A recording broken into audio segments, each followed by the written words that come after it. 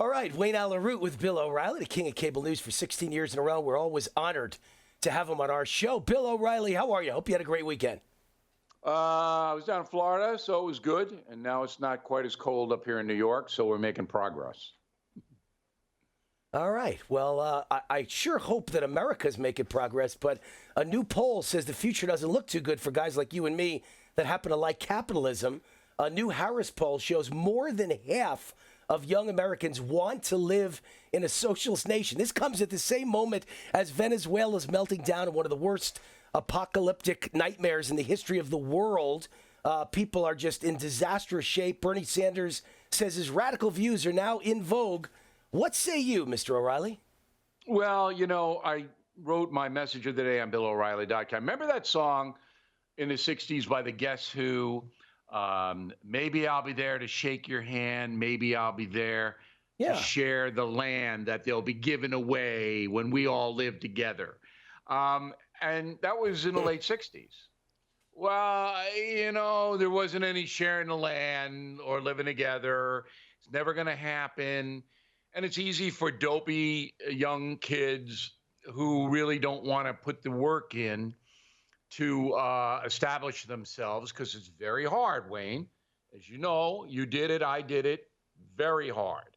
They don't really want to do that. They kind of want to have their health care, college paid for here, guaranteed job here. Yeah. So I say, in my message of the day, look, if you want to live in a socialist country, what's stopping you? You can get on a flight to New York. You're in Caracas in 4.5 hours. You get off, you go through customs, and hey, there you are. They'll let you in. They want Yankees with money. All right, so you have a few bucks in your pocket, you're in your socialist paradise. So what's stopping you? Yeah, exactly. I was with a friend the other day, by the way, who's a multi-zillionaire. He's worth hundreds of millions of dollars. And I said, what's the key to success in your opinion? He said, just what you said, Bill. It's the hardest game in the world. I've had ups, I've had downs, I've been broke again and again. Then I come back. Getting a government job is easy. Getting welfare checks is easy. This is hard. Same exact thing you and I think. It's just not easy. If you go to Scandinavia or Holland, Belgium, France, and you see how the people live there, they're totally dependent on their government. So that's why when the government says we're going to raise the gasoline price, they're all out burning down the Eiffel Tower. Okay? Because they don't have any say. They don't have the extra dollars to pay the heightened gas prices. So if you are an American and you understand that this country was forged on self-reliance, that's what made it great, not the government in Washington. In fact, the government in Washington, more times than not, Wayne, screwed it up. Screws it up. Screwed it up. Right. That it was individual people who made a success of themselves in areas, and that success branched out. If you get that, and you want to let Barack Obama or Nancy Pelosi or even Donald Trump have power over you and what you do and how you do it, I mean, it goes against everything that America has ever stood for. And by the way, I'm Exhibit A. 3 times in my life, Bill, I've been worth millions of dollars, and the government passed a new law or a new rule and lost me everything, and I started over again. So government has screwed me over again and again. And the people have never screwed me over. America's never screwed me over, only government. All right, ABC News' Terry Moran had this to say about the Mueller probe. If no collusion is found, he said, that's a reckoning for progressives and for Democrats who hope that Mueller would essentially erase the 2016 election. It's a reckoning for the media. It's a reckoning across the country if, in fact, after all this time, there was no collusion. What say you?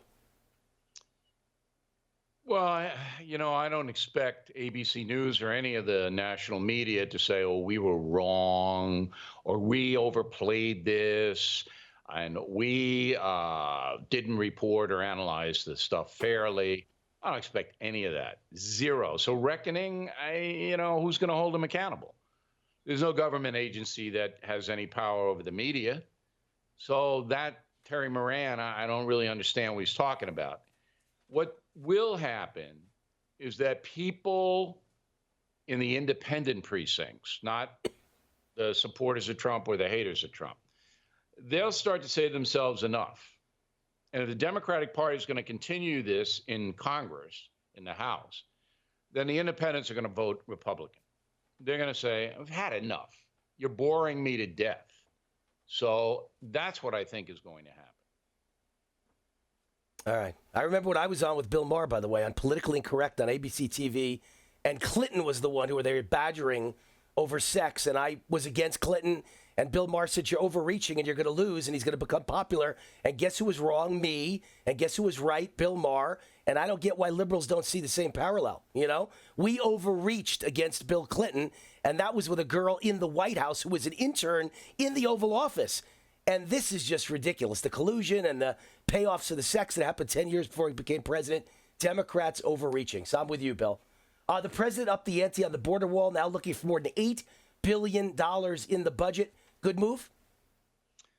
I don't know whether that's a good move. I mean, he's giving them jazz. He's poking them. So the 2020 budget comes out today. The Republicans and the Trump administration say we want to balance the budget. All right, we want to balance it. So we're going to cut on an average 5% of all programs in the federal government. And then we'll get it down so we don't add to the national debt. All right, that sounds noble to me. It's not going to happen. They'll have to make compromises, right, and they'll never balance the budget. But you're trying to restrain spending now. But then he comes in with a fairly big number on the border wall when he knows that that's never going to get anywhere in the House. So it seems to me he's just poking them, poking Pelosi and the crew, just saying, hey, you're not intimidating me. I still see this as a priority for American security. I'm going to do it. But where does it go? I don't know really where it goes other than the Democrats saying, no, we're not going to accept it. Well, hopefully it goes to a big victory in 2020 when the American people see they won't give us a dime. I guess. Maybe. That's the theory. Or it's a negotiation. But you got to win the House back. Look, if Trump wins the re-election, he's got to get the House back. Because if he's reelected, a House stays in the hands of Democrats, it's just going to be this nonsense for another 4 years, tacked on the 2 years that we have to go to the election. And Americans are just going to go, come on. So it's a possibility that the Republicans will surge if the Democrats continue to be ridiculous. All right. Bill O'Reilly, thanks for the opinions. Thanks for the wisdom. Always great having you on the show. Great honor. Thank you, Bill. All right, Wayne. Thank you. You just watched Newsmax TV, America's fastest growing cable news channel. Subscribe to our YouTube channel for breaking news and give us a thumbs up. If you like this video, then share it with your friends. Remember, you can watch Newsmax TV live on YouTube.